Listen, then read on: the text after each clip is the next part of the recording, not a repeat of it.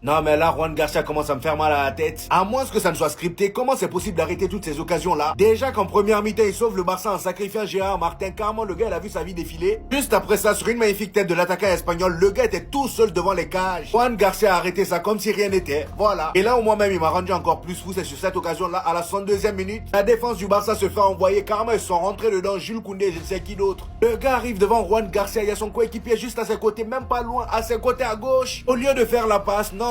Il a voulu dribbler Juan Garcia a mis sa main, il a touché le ballon. Finalement, il gâche une occasion qu'il aurait pu marquer facilement. Vous voyez ça? C'est ça qui m'énerve aussi en Liga. Quand c'est pas le Barça ou le Real Madrid, t'as l'impression que tous les autres clubs là sont des spectateurs. Voilà. Quand ça joue contre le FC Barcelone, il leur faut 10 000 occasions pour marquer ne serait-ce qu'un seul but. Et la plupart du temps, ils se font punir à la fin, surtout face au Barça. Ah même, ça m'étonne que le Barça n'ait toujours pas marqué. Là, le match n'est pas encore fini. Mais franchement, les gars, comment vous pouvez rater autant? Et le pire, c'est qu'on pourra même pas dire que c'est parce que c'est son ancien club. Non.